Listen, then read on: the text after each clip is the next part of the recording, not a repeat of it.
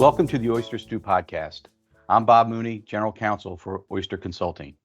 In our previous podcast, we shared our insights on artificial intelligence and its impacts on Reg BI and record keeping, with a special focus on how the SEC's actions will affect compliance teams in the wealth management industry. This week, Oyster experts Casey Dougherty, Garrett, and Bryan Jacobsen discuss FINRA's exploration of AI technology for its own uses, supervisory obligations, and protecting clients. Let's continue our conversation. Dan? All right, thanks, Bob, for that great introduction. Today's podcast is a continuation of our first podcast on AI and the impact to the industry. In that podcast, we discussed the current state of AI, best interest rules, and record keeping, with a particular focus on the opinions, rules, and actions from the SEC. So today, we're going to focus on FINRA's response to AI and discuss some of the anticipated challenges and provide some best practices for our listeners. Today, I'm joined by Bryan Jacobsen, Casey Dougherty, and I'm Dan Garrett. For those of you who didn't join our last podcast, we'll start off with a quick review of our backgrounds.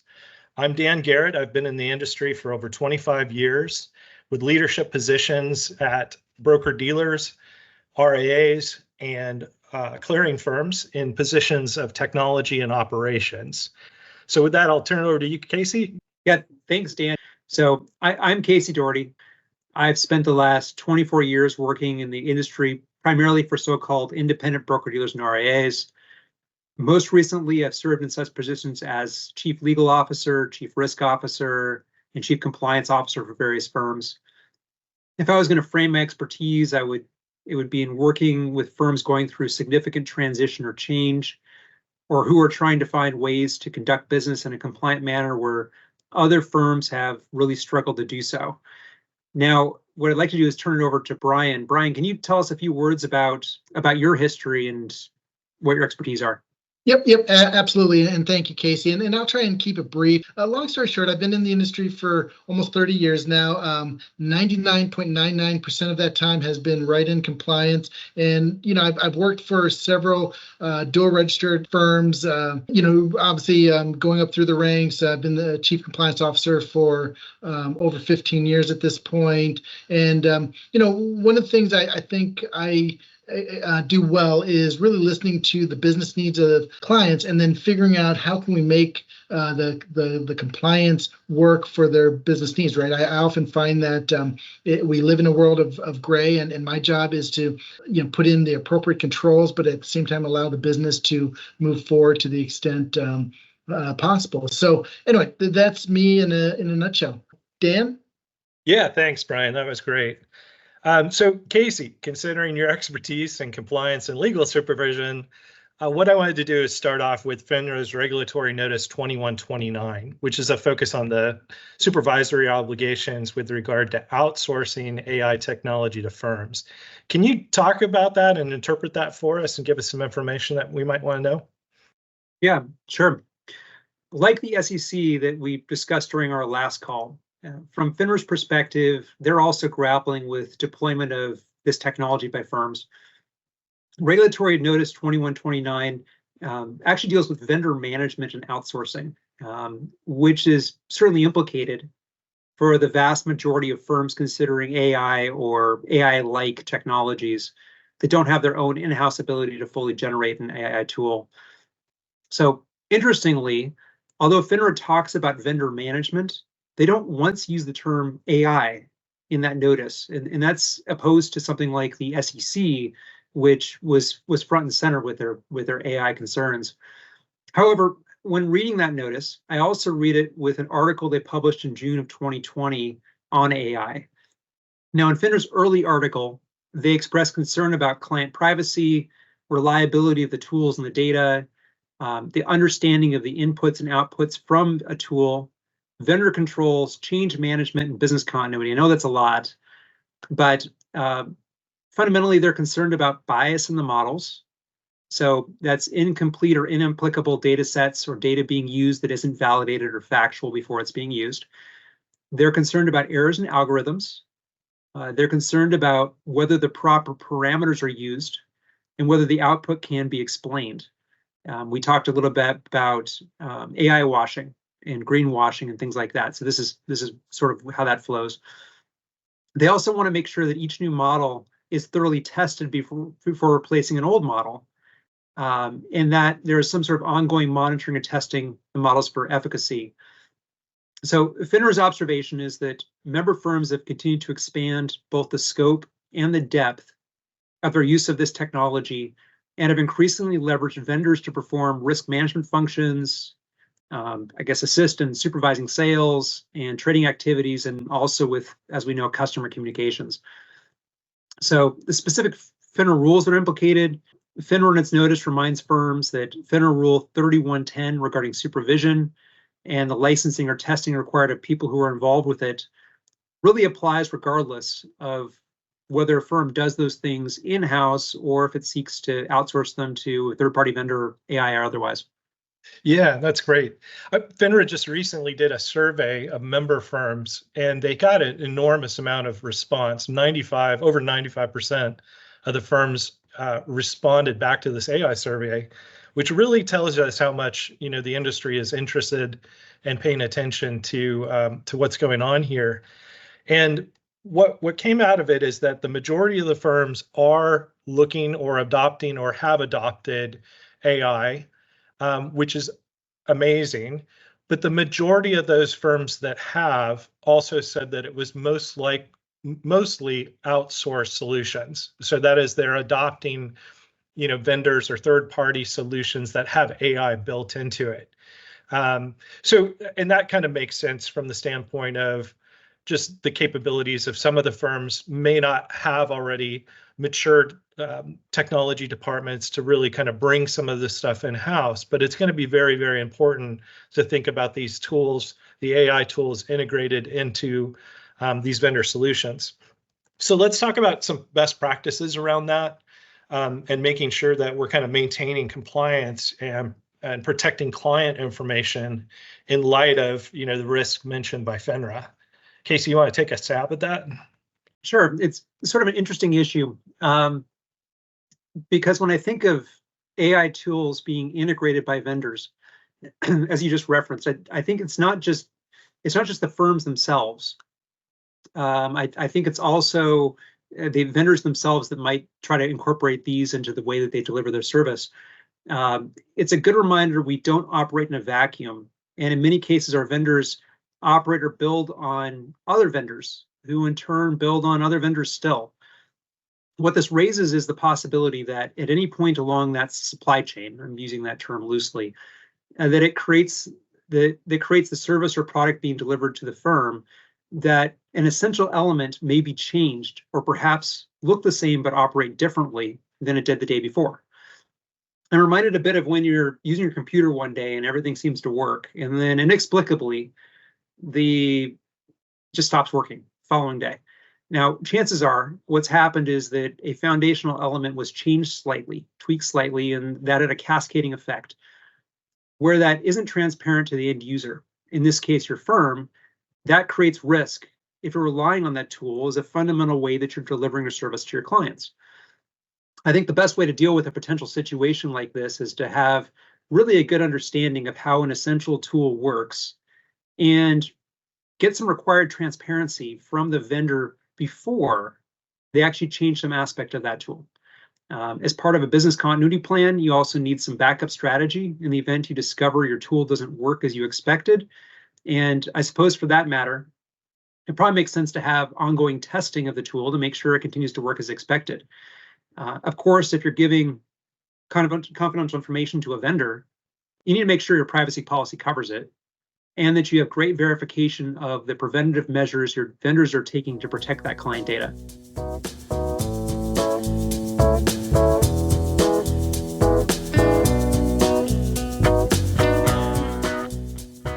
So I suppose shifting gears here, Bryan, this is for you. I'm thinking risk monitoring here and AI. With your deep experience in compliance for dual registered entities and your focus on cybersecurity, how do you see FINRA's emphasis on AI and risk monitoring evolving? And what considerations should firms have when they're deploying AI for risk assessment?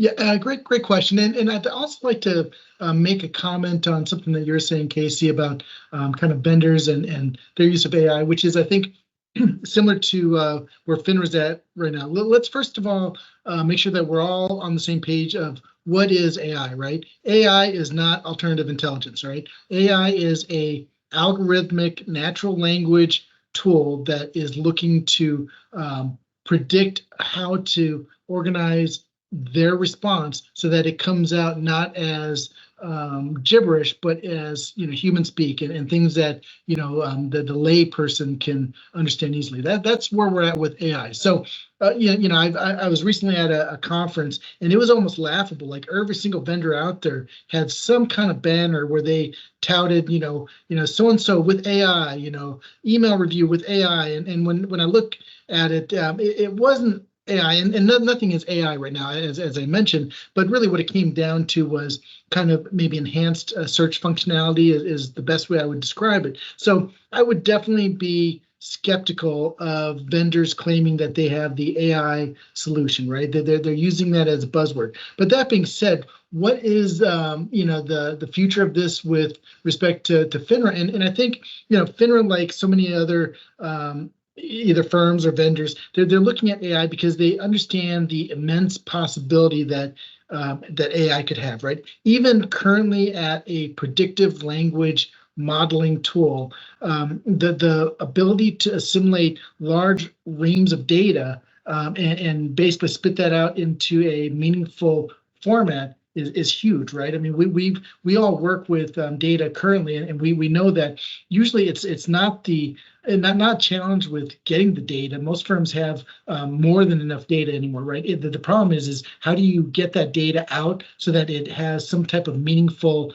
insight or value? And now what you're able to do is not just look at individual one account or one firm, but now you can look across firms and assimilate all this data and have it spit out in basically any type of format that you can think of, and do that in real time. So that's kind of the future of AI. I do see that just the implications on like market regulation at FINRA or the SEC, things like audits where they can start looking at trends of a certain firm or even a certain demographic of firms on certain types of deficiencies, and then they can help zero in on what they're reviewing. All of that is going to evolve over the next, I would say, 2 to 3 years, and I'd be astonished if the type of exams that we go through in a few years it isn't remarkably different and more focused compared to right now. I mean, obviously, FINRA tries to focus their attention and try and examine what is most relevant to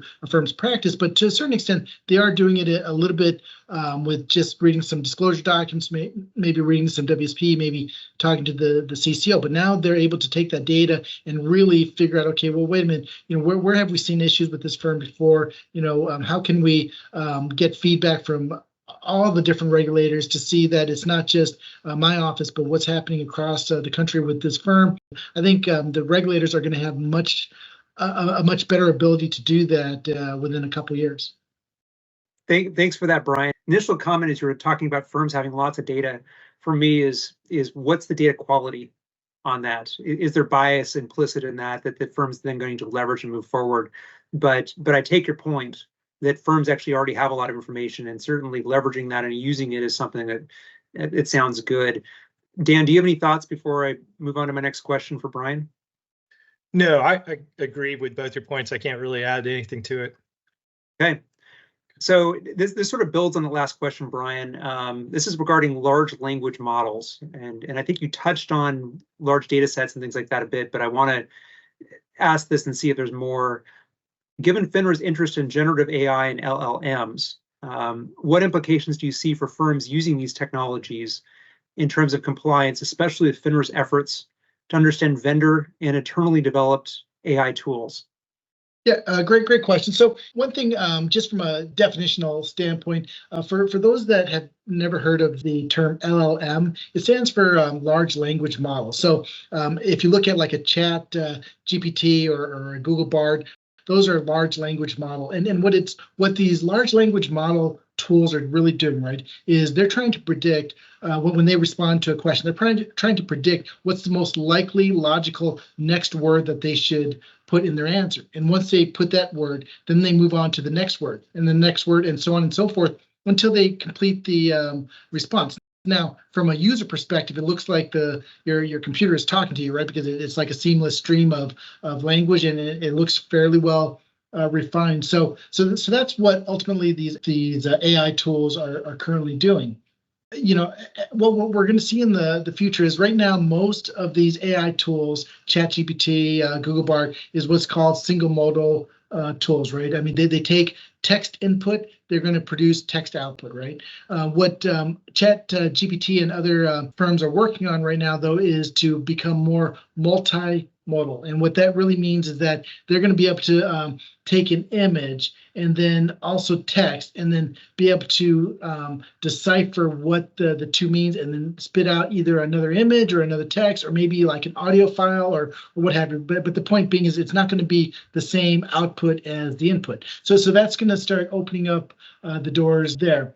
Now, as far as implications for compliance, and I referenced this before, but we all know the adage, right? I mean, crap in equals crap out, right? So I've worked for firms where getting reams of data, not the issue, right? I mean, that was the easy part, but then getting that data to in any way be meaningful and helpful to either me or my staff or what have you was darn near impossible, right? You had to get to that person that was good at whatever Crystal Reports or one of those tools that could then collate that data and make it into some level of readable report. But then that person is much more of an IT person, so trying to get access to that person's time was often a struggle with competing priorities and all that stuff. Now, all of a sudden, you're going to have a tool that you can say, okay, I know we have the data in there, so now I need my system to go in. Here's what I'm looking for, and spit out either a report or a synopsis or what have you that's going to give me a good idea of what concerns I should or should not have based on whatever I'm asking the system to do. So again, it's the ability to take this massive amount of data and to drive it back into a meaningful result. We're not there yet. I mean, if you look at ChatGPT, I mean, they even limit their output to, I can't remember, it's a couple thousand words, but there's limits on how much you can do that. But as that expands, you're going to find that the ability to assimilate more and more data is going to be naturally there. So that's kind of my thoughts on it. I'm very optimistic about what the future will hold with these AI tools. We're not there yet. I'll say it again. Right now AI is a cool search functionality. The results should be questioned, right? I mean, I look at AI for compliance firms that use AI now. I would look at it as a good starting point, but that does not take away your need to independently review the results because there are quite a few inconsistencies, drastic ones. Like I did a rule interpret through AI to see what would come out of the tool, and this was using GPT, and some of the things that it was saying was 1,000% incorrect, right? And I have no idea. It doesn't really necessarily explain exactly where it got those references, so I'm not sure exactly how it pulled in the wrong data. But I was like, holy cow! I mean, that's crazy. So a firm that uses these tools now, again, I would caution and just make sure that you're validating everything.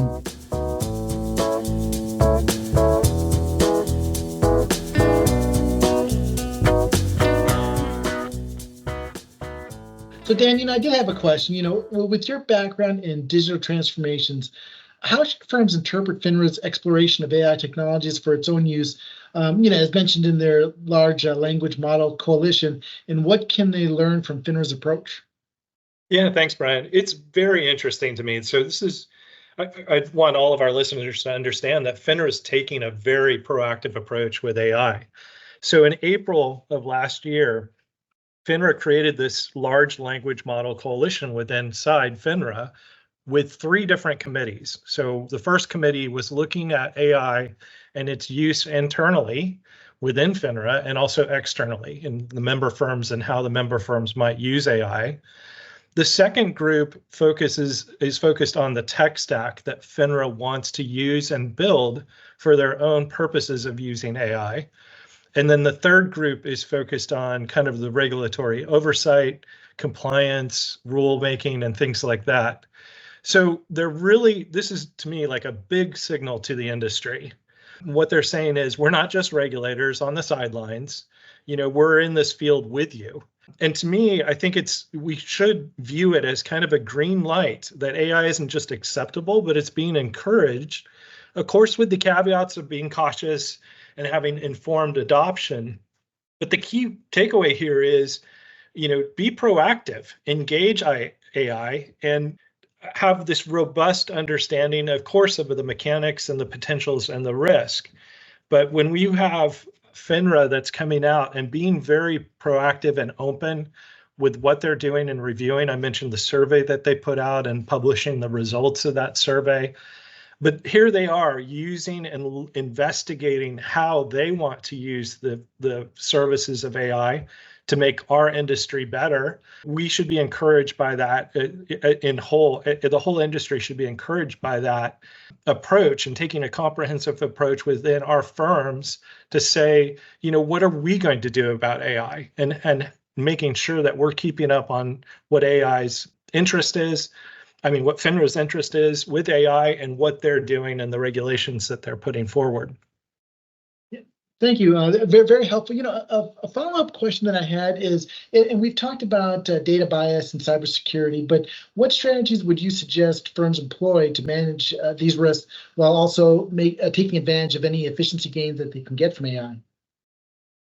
Yeah, these are the two things that I think are fairly unique that AI is bringing. As Casey and you had talked about the importance of data privacy. We have that today. Without AI, it's very important that when we're working with third-party vendors and so forth, that we're protecting data. AI brings these two new facets, data bias and then cybersecurity. Now, of course, we have cybersecurity today, but AI brings a new facet or challenges to cybersecurity. And so if we talk about and look at data biases, really, we want to make sure that we're taking a proactive approach that starts with ensuring that the data comes from diverse sources and accurate sources, and we're continuing monitoring the outcomes for unintended biases. And that requires us to do some testing, or requires our vendors to do some testing on an ongoing basis to make sure that the data isn't providing biased results.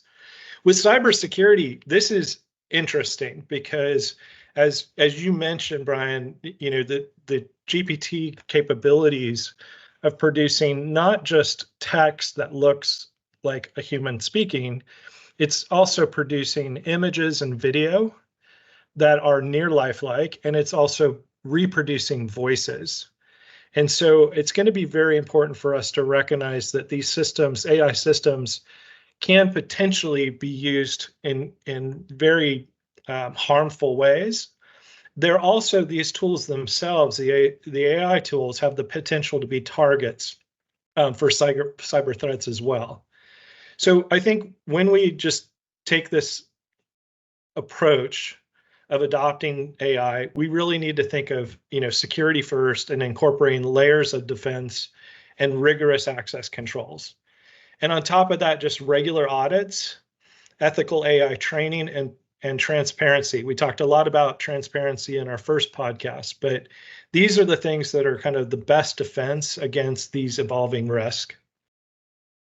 Yeah, that makes sense to me. I think that I wanted to pick up on something you said earlier, Dan.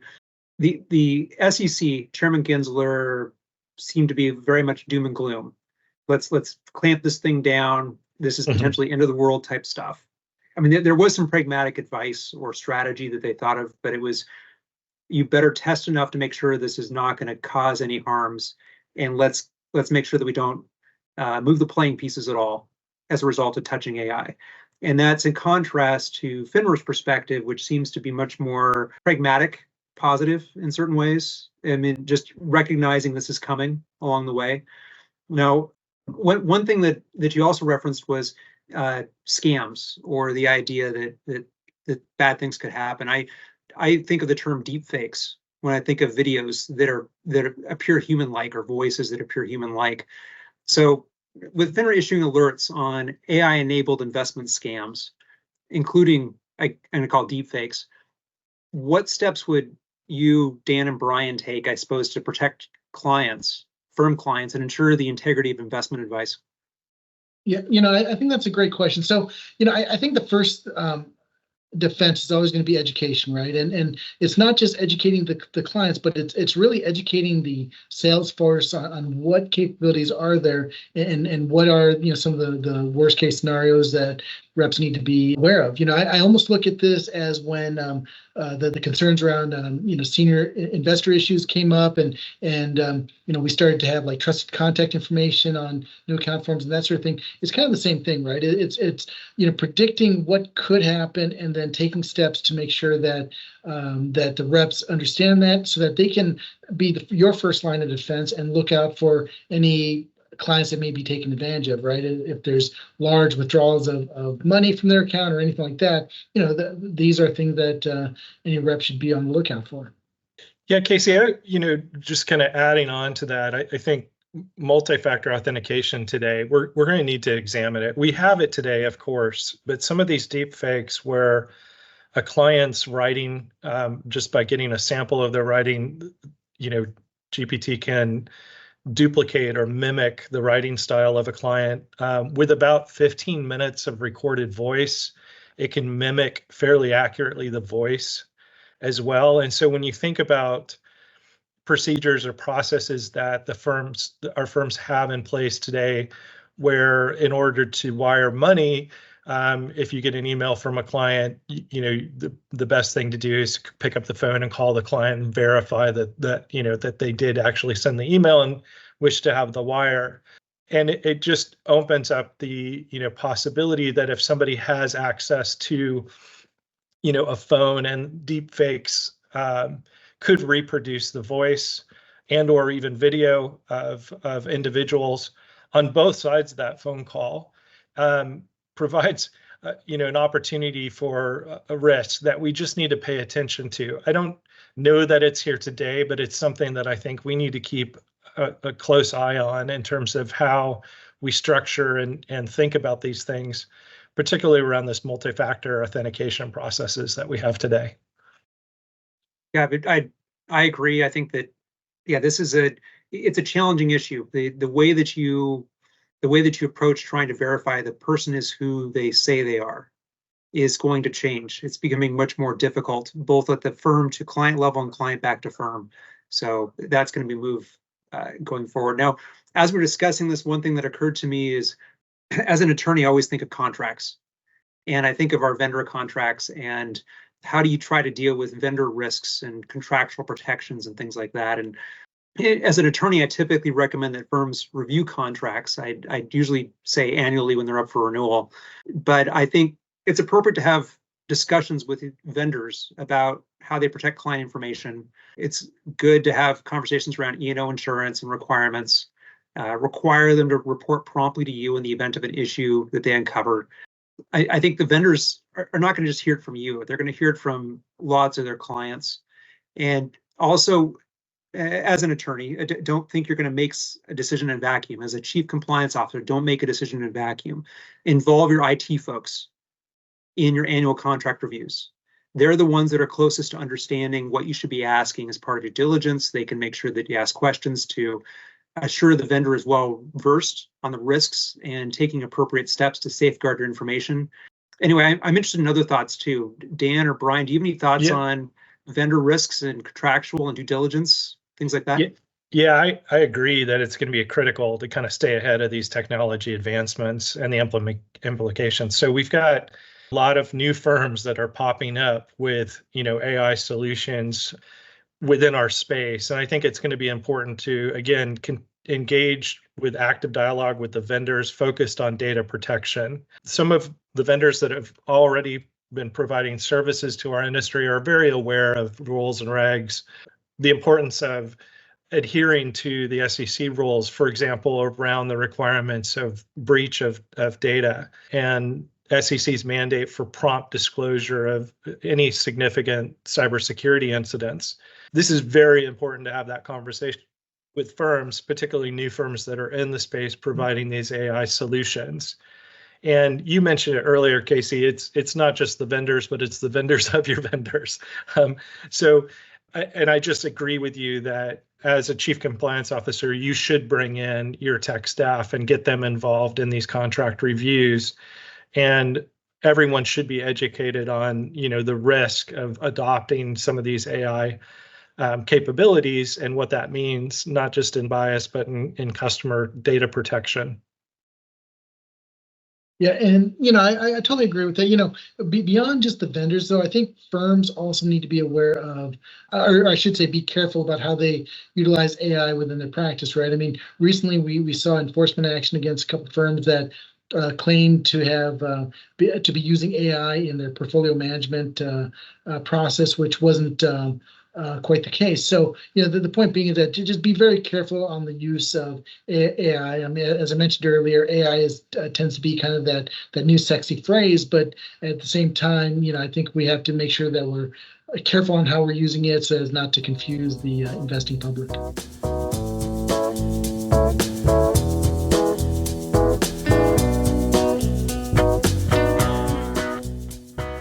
So let's break out a crystal ball here. What's going to happen here in the future? Is AI going away? Is it? What are the future implications for AI and compliance and surveillance? AI is not going away. It's going to evolve, and if anything, it's probably going to get much more robust over the next couple of years. I mean, we've just scratched the surface of what this thing can do. So just imagine 3, 5, or 10 or 15 years. What type of evolution will we see? Like I said, I'm very optimistic about the improvements that we'll see. I'm also a little bit concerned with, as Dan, you mentioned, there's a lot of nefarious stuff that can happen with AI in the wrong hands. The largest technology companies, Google, Microsoft, several others, they've actually formed a coalition of sorts to talk about it amongst the IT peers to basically figure out what type of safeguards do they need to put in place to make sure that this AI does not get used unethically, right? So the point being is I think there's a lot of benefit that we're going to see, but there's also a lot of risk that we need to make sure we're managing. Yeah, I think it's going to be huge for compliance and surveillance. We know that that's what FINRA is looking at it for, right? Because they have the opportunity to use it to help them with their data analysis. But one of the things that we're seeing a lot with Cat and Case and the adoption of that is the problem with false positives and reducing false positives in your compliance reviews and so forth. And AI can certainly help with that. As Brian said, we may not be there just yet, but I think AI will be helping us resolve some of these issues as well. So identifying things that it can take care of and really moving towards, predictive risk management, which is, proactively watching, not being reactive, but actually seeing patterns before an event occurs and identifying, the opportunities there to step in. Again, it's really nice that FINRA is embracing this for their own use. I think this is going to help the industry out in a lot of different ways, and compliance and surveillance is going to be a great opportunity, I think. Yeah, I echo the optimism. I think FINRA definitely believes that AI is going to have the ability to sort through large data sets. Currently, firms do sampling often because they just can't get through all the data, but a AI tool can look through things much more thoroughly. Artificial intelligence can eliminate some of those false positives and perhaps come up with better results. I think there's a lot of promise involved there. So let's wrap up today with some thoughts on best practices for firms. What are your recommendations, Dan and Brian, on what should firms do today related to AI? So I'll go, Casey, first. I mentioned this in the first podcast too. I'm very big on AI training. I think that the best practice here for me and the recommendation is, to have a comprehensive training program that kind of encompasses not only technical aspects of the AI tools, but also their ethical and regulatory implications, and really fostering a culture of continuous learning and adaptability, so that firms can better navigate the complexity of this landscape as AI gets integrated and as AI evolves over time. I think it's essential for employees at all levels to understand how AI decisions are made, the potential biases that the tools might carry, and the importance of maintaining data privacy, particularly under regulation Reg SP. Importantly, equally important is just having established a feedback loop where insights and concerns from using AI can be openly discussed and addressed. No sweeping things under the rug. I think it's very important that policies and procedures are put in place so that there's transparency around this. And so this is, take a proactive approach to ensuring that firms remain agile, informed, and ready to adjust their strategies in response to new regulations. It could be new insights and new technology advantages, technology advancements, and safeguarding against future enforcement actions. Yeah, and I totally agree with what you're saying about the education component. I mean, that's going to be key, right? Especially like with any new technology, there's going to be more misunderstandings than understandings of what it can do. And then from a best practice perspective, I would say, remember, it is a tool, just like your surveillance program is a tool, right? It does not solve your compliance issues, right? It does not independently think. I mean, but it is a tool that firms can think about using to enhance their current process. I don't look at AI as being something that eliminates future positions or headcount. Instead, I look at it as allowing your compliance staff that's probably has a lot of very, very little bandwidth on their plate, right? But it allows them to now focus on more of the meaningful reviews as opposed to just carving through a lot of garbage stuff, right? So again, it's a tool, but that's the way it should be thought of, and certainly that's the way I would position it. Gotcha. So I think the only thing I would add to those would be, please recognize the SEC and FINRA might not enforce today, but it doesn't mean that they can't come back years from now and apply a retroactive standard with the benefit of hindsight. So I'm thinking of a bit of like mutual fund trails, best execution duties, and advisory accounts as one enforcement example. So an ounce of prevention is worth a pound of cure in this case. Spend the time and the money to do this right. So anyway, that's it for us today. On behalf of Oyster, Bryan, Dan, and I'm Casey, we thank you for listening to our podcast on AI and the securities industry. Thanks everyone for listening. If you'd like to learn more about our experts and how Oyster can help your firm, visit our website at oysterllc.com. If you like what you heard today, follow us on whatever platform you listen to and give us a review. Reviews make it easier for people to find us. Have a great day.